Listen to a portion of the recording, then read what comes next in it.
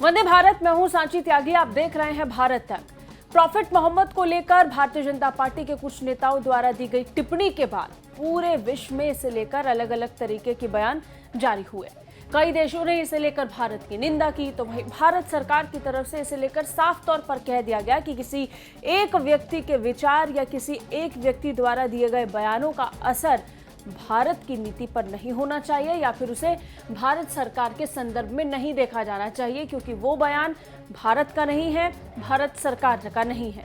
लेकिन बावजूद इसके अलग अलग स्तर पर हमने देखा कि किस तरीके से भारत को लेकर, भारत सरकार को लेकर बयान जारी किए गए।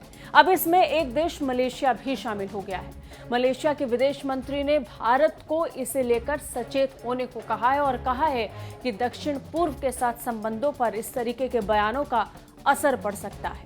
पैगंबर पर बीजेपी नेताओं की विवादित टिप्पणी को लेकर आधिकारिक रूप से विरोध जता चुके इस्लामिक देश मलेशिया ने एक बार फिर इस्लामोफोबिया पर बयान दे दिया है। मलेशिया के विदेश मंत्री दातुक सरी सैफुद्दीन अब्दुल्ला ने कहा कि भारत में बढ़ते इस्लामोफोबिया का दक्षिण पूर्व एशियाई क्षेत्रों और अन्य देशों पर नकारात्मक प्रभाव पड़ सकता है। मलेशियाई विदेश मंत्री ने ये बातें अपनी 3 दिवसीय भारत यात्रा के दौरान मलेशिया की समाचार एजेंसी बैरनामा से बातचीत में कही। सैफुद्दीन भारत आसियान देशों की विदेश मंत्री स्तरीय बैठक के लिए भारत में थे।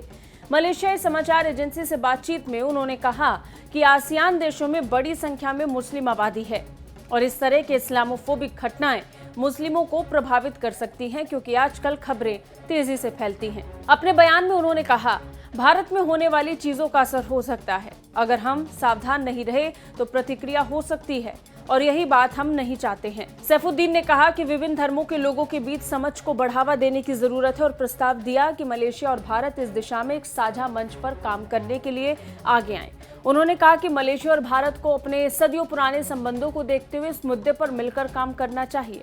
उन्होंने भारत की सत्ताधारी पार्टी बीजेपी के 2 नेताओं द्वारा पैगंबर मोहम्मद के अपमान की घटना पर टिप्पणी करते हुए कहा कि भारत में इस तरह की घटनाओं को दोहराया नहीं जाना चाहिए। मलेशिया के विदेश मंत्री ने कहा, मलेशिया को सक्रियता से इन मुद्दों को संबोधित करना चाहिए। बेहतर होगा कि हम भारत के साथ मिलकर इस मुद्दे का समाधान करें।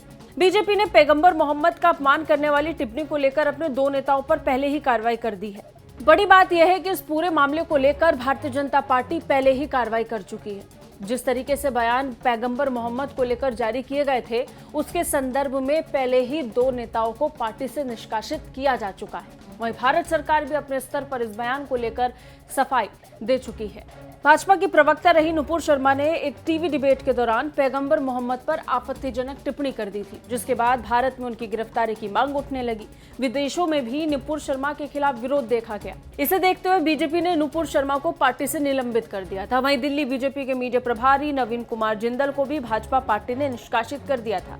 जिंदल ने माइक्रो ब्लॉगिंग साइट ट्विटर पर पैगंबर के खिलाफ आपत्तिजनक ट्वीट किए थे। अब बड़ी बात यह है कि इस पूरे मामले को लेकर कई इस्लामिक देशों की तरफ से विरोध दर्ज कराया गया, जिसमें पहले ही मलेशिया इसका खंडन कर चुका है। लेकिन बावजूद इसके ये विवाद अभी भी गहरा रहा है और इसे लेकर बयान अभी भी जारी हो रहे हैं। वहीं भारत सरकार इसे लेकर पहले ही सफाई दे चुकी है। कैसी लगी ये रिपोर्ट कमेंट करके जरूर बताइए। बाकी रक्षा और विदेश मामलों से अपडेट रहने के लिए देखते रहिए भारत तक। जय हिंद।